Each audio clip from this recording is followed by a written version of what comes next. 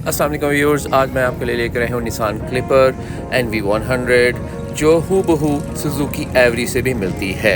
अगर आप इसके एक्सटीरियर की बात करें तो इसमें कोई डाउट नहीं होगा कि बिल्कुल सुजुकी एवरी की शक्ल की है। JDM Nissan 660cc mini loader van के साथ साथ ये पैसेंजर वैन के तौर पे भी इस्तेमाल की जाती है। ये डायरेक्ट जापान से इंपोर्ट होती है और ये 5 साल पुरानी इंपोर्ट की जाती है, जैसे कि ये मॉडल 2019 है। इसके एक्सटीरियर की मज़ीद अगर आप डिटेल्स देखें तो ये बिल्कुल सिंपल पैकेज है। नॉर्मल एज ए लोडर इस्तेमाल होती है, इसमें कोई व्हील कप्स नहीं है। और इसके ये टिंटेड ग्लासेस आप देख रहे हैं, टिंटेड नहीं है, प्राइवेसी ग्लास है और वो बाय डिमांड कुछ गाड़ियों में लोग वहाँ पे इंस्टॉल करवाते हैं। चलें आए अब हम इसके बारे में देखते हैं कि ये कितनी कैपेसिटी लोड कर सकता है। इसकी लोडिंग कैपेसिटी 350 किलोग्राम है, जो कि स्टैंडर्ड होती है जापानीज़ के कार्स मिनी लोडर वैन्स के लिए। जैसा कि मैंने आपको बताया कि हूबहू सुजुकी एवरी की तरह लगती है फ्रंट से, और इसकी नॉर्मल हेलोजन लैंप्स होते हैं। बैक भी इसकी नॉर्मल लाइट्स हैं और ये बिल्कुल हूबहू पीछे से भी सुजुकी एवरी लगती है। फ्रंट हेडलाइट्स इसकी क्रिस्टल की हैं, जिसमें हेलोजन ट्यूब होती है और नॉर्मल आपको इंडिकेटर और पार्किंग में बल्ब मिलते हैं। चलिए हम अब इसकी बूट की तरफ चलते हैं। जो लोडिंग एरिया है कि उसका साइज़ कितना है। इसका साइज़ काफ़ी इंप्रेसिव है as compare to Pakistani Suzuki. बीच में बेंच सीट मिलेगी और फ्रंट पे पैसेंजर और ड्राइविंग सीट्स नॉर्मल होती हैं। फ्रंट कैबिन की बात की जाए तो ये टोटली हूबहू सुजुकी एवरी की तरह है और पाकिस्तानी सुजुकी एवरी से टोटली डिफरेंट है। चले अब हम इसके पैसेंजर सीट्स के बारे में बात करते हैं। पैसेंजर सीट इसकी, जैसे कि मैंने आपको बताया, ये नॉर्मल बेंच सीट्स होती हैं, जिसमें नॉर्मली 2 से 3 बंदे इजीली बैठ सकते हैं फॉर लोडिंग और अनलोडिंग पर्पसेस के लिए। वैसे ये एज अ पैसेंजर और फैमिली कार भी लोग यहाँ पाकिस्तान में इस्तेमाल करते हैं, स्पेशली जिनकी बड़ी फैमिली होती है। अब हम चलते हैं इसके इंटीरियर की तरफ। फ्रंट पे आपको जो है मैनुअल मिरर्स मिलेंगे अप एंड डाउन के लिए, सेंटर लॉकिंग होगा, हेडलैम्प्स एडजस्टर है अप एंड डाउन, और सेकंड गियर में जाने के लिए एक बटन होता है जो बाद में मैं आपको एक्सप्लेन करूंगा। फ्रंट रूम की बात की जाए तो सुजुकी बोलान से काफ़ी ज़्यादा स्पेस है। इसमें एडिशनल फीचर आपको एयरबैग्स के तौर पे भी मिलते हैं, जिसमें आपको पैसेंजर और ड्राइवर के लिए एक एक एयरबैग होता है जो सुजुकी बोलान में अवेलेबल नहीं। और इसका क्लस्टर मीटर भी काफ़ी डिफरेंट है, सिंपल है लेकिन डिफरेंट है। साथ एक रेडियो मिलेगा, आपको कप होल्डर मिलेगा जो आपको सुजुकी बोलान में अवेलेबल नहीं, जो लोकल असेंबल होती है। इसके साथ साथ इसमें आपको 12 वोल्ट का चार्जिंग इलेक्ट्रिक पावर पॉइंट भी मिलेगा। एश ट्रे भी अवेलेबल है इसमें। जैसे कि मैंने आपको बताया ये बेस वेरिएंट पैकेज है, तो इसमें आपको दोनों चीज़ें मैनुअली करनी पड़ती हैं। आपने मैनुअल विंडो डाउन करके बैक व्यू मिरर भी मैनुअली सेट करना पड़ता है, जो थोड़ा सा डिफ़िकल्ट लगता है आजकल के दौर में अमल करना।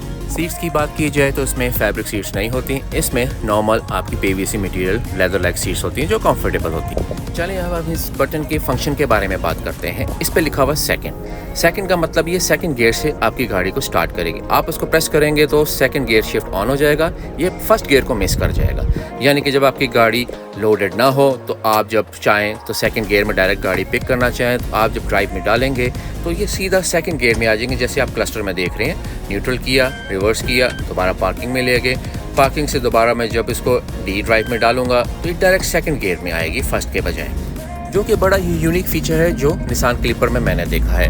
अब हम इसको ड्राइव करते हैं। जैसे कि आप देख रहे हैं सेकंड गियर में गाड़ी ड्राइव होना शुरू हो चुकी है, सेकंड के बाद ये थर्ड में गई, नॉर्मल आपकी ड्राइव हो रही है।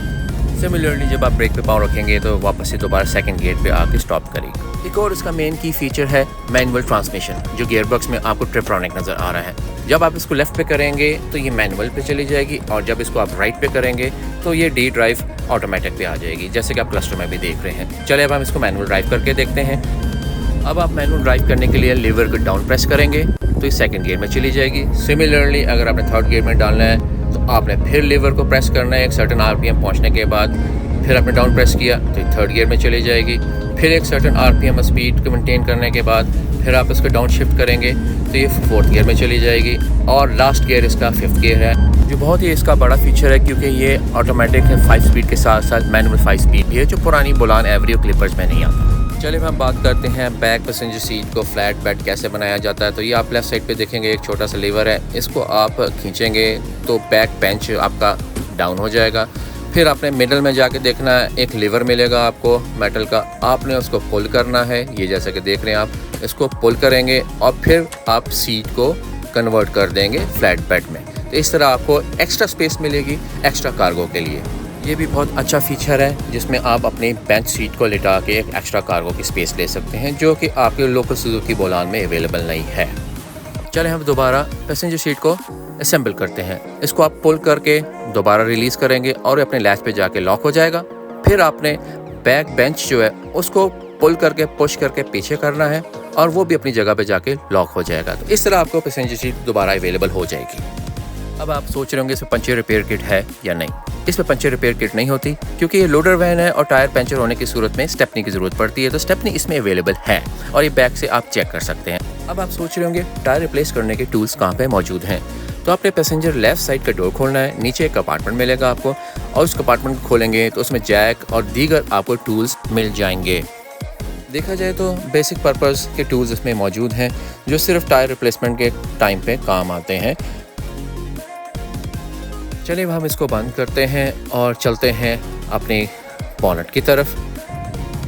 यहाँ पर आपको कुछ बॉटल्स नज़र आ रही होंगी जिसमें आपका कूलेंट वाटर डालने की बॉटल होगी और आपका ब्रेक ऑयल फ्लूइड डालने की बॉटल है और विंडो वॉशर की फ्रंट स्क्रीन वॉशर की बॉटल होगी।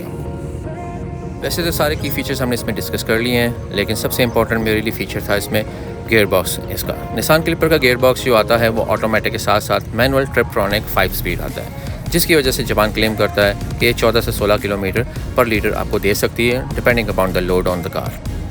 चलें अब हम पहुंचते हैं अपनी वीडियो के अख्ताम पे और आपसे इजाज़त मांगेंगे। अगर आपको वीडियो अच्छी लगी हो तो प्लीज़ लाइक, सब्सक्राइब, शेयर ज़रूर कीजिएगा। इंशाल्लाह एक नई वीडियो के साथ दोबारा मुलाकात होगी। तब तक के लिए इजाज़त दीजिएगा। अल्लाह हाफ़िज़।